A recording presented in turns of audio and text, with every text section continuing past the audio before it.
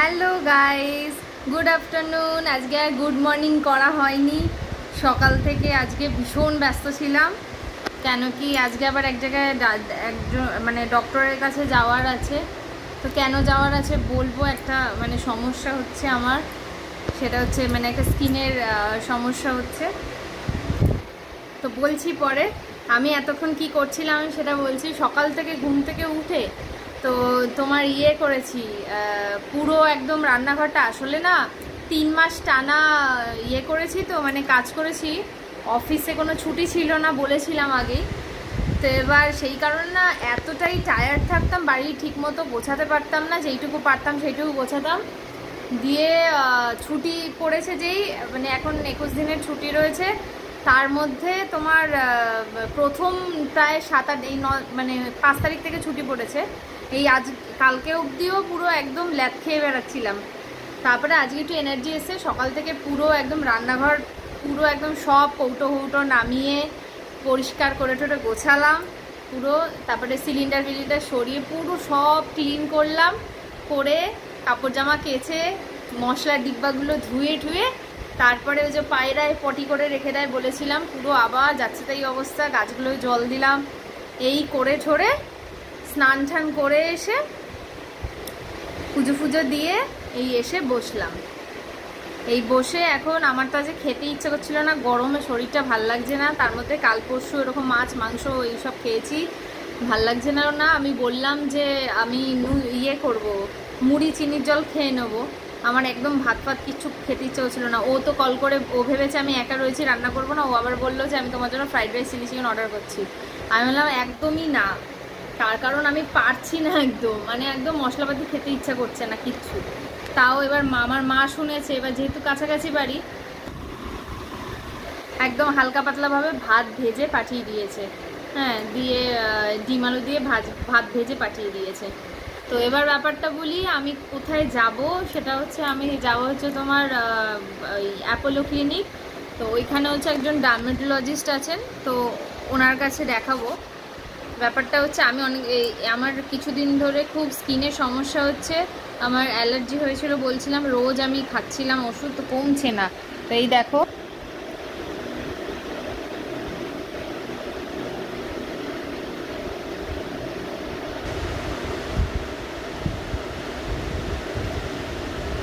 দেখতে পাচ্ছ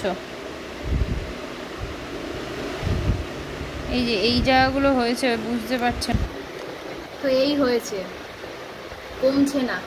হ্যাঁ, এবার আমার না সাংঘাতিক লেভেলে অ্যালার্জি, জানো।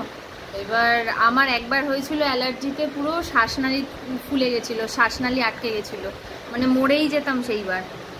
মা তখন তো ক্লাস 6-7-এ পড়ি, তখন আমার একটা মামা আমাকে পড়াতে আসতো।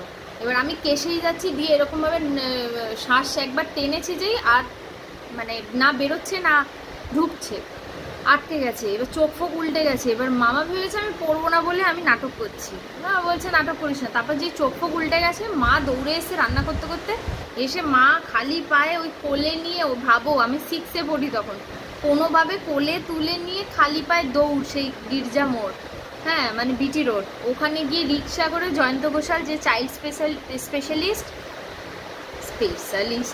কালী বেশ হয়ে গেছে, যাই হোক, চাইল্ড স্পেশালিস্ট, ওনার কাছে আমি ছোটোবেলার থেকে দেখাতাম, তো ওনার কাছে নিয়ে গেছিলো। হ্যাঁ, তো ওনার কাছে আমার ওষুধপত্র শ্যুট করতো। 6-এ না 5-এ পড়ি এরকম, ঠিক আছে। তো ঠিক এক্স্যাক্টলি মাথায় আসছে না, অনেক বছর আগেকার কেস তো, কোন ক্লাসে পড়ি, 6-এ না 5-এ না কোন ক্লাসে, যাই হোক, ছোট ছিলাম, হালকা পাতলা ছিলাম, তাই জন্য দিয়ে দৌড়েছে। তারপরে গিয়ে একটা ওষুধ দেয়, খেলাম। তারপরে বললো খুব ভালো টাইমে এনেছো, যদি আরেকটু লেট করতে হসপিটালাইজড করতে হতো। ওর পুরো একদম শ্বাসনালী আটকে যাচ্ছিলো, অ্যালার্জি ভিতরে হয়ে গেছে, এরকম ব্যাপার। তো যাই হোক, ওইভাবে বেঁচেছি। আরেকবার হয়েছিল জানো, এই হাতের তালুতে অ্যালার্জি হয়েছিল। অ্যালার্জি হয়ে এইগুলো পুরো ফুলে গেছিলো, ফুলে এরকম পুরো চাকা হয়ে এইগুলো না ফোস্কার মতো হয়ে গেছিলো। আমি হাত কোথাও টাচ করতে পারছি, দপ করছিল ব্যথায়, জানো। সাংঘাতিক কান্না, বড় বয়সে। আমি তখন জব করি, ওষুধের দোকানে গিয়ে ডাক্তার কখন আসবে ওই বলতে কাঁদছি হাউমাউ করে। দিয়ে ডাক্তার দেখালাম, ওইও একটা কেস হলো। আর একটা হয়েছিল হচ্ছে পায়ের যে স্কিনের ভিতরে লাল লাল লাল লাল ছোটো ছোটো গুড়ি গুড়ি দানা দানা পুরো লাল রক্ত জমাট জমাট বেড়ে গেছিলো। তো এই হচ্ছে আমার অ্যালার্জির গল্প।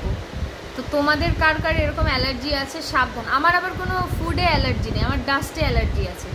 হ্যাঁ, তারপর আমাকে বলে দিয়েছিল সালফার জাতীয় কোনো ওষুধ খাবে না। তো আজকাল আমি শুনেছি, অত আমার তো মেডিসিনের ব্যাপারে আইডিয়া নেই, শুনেছি আজকাল কোনো ওষুধে নাকি সালফার টালফার ইউজ করাও হয় না, ওগুলো আগেকার ওষুধে হতো। যাই হোক, মানে ড্রাগ ইনফেকশন হয়েছিল আমার, যেটা আমার ওই স্কিনে হয়েছিল। তো যাই হোক, চোখে একটু কটকট করছে। হ্যাঁ, তো যাই হোক, তো তোমাদের কার এরকম অ্যালার্জি আছে ভীষণ সাবধানে থেকো সত্যি। আর ধুলোর অ্যালার্জিটা না সত্যি খুব মানে কষ্টকর, কেন কি রাস্তাঘাটে তো ধুলো থাকবেই। আমার হচ্ছে সর্দি লেগে যায়, ওই হলে সর্দি লেগে যায়, পারফিউমের গন্ধে আমার কষ্ট হয়, তো এরকম হাঁচি হয়, ধূপকাঠির গন্ধে এরকম হয়।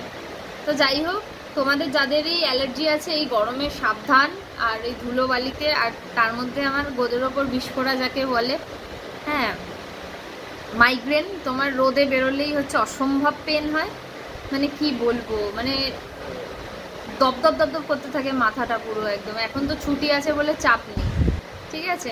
তো যাই হোক, কাদের কাদের এরকম অ্যালার্জি আছে তোমাদের পারলে তোমাদের জানিও, শেয়ার করো গল্প আমার সাথে, ঠিক আছে। তো চলো টাটা, আমি খেয়ে নিই, কেন কি আজকে তো আর ফেসবুক ওপেনই করতে পারিনি, তো এই এলাম তোমাদের সাথে একটু গল্প করতে। তো চলো টাটা টাটা।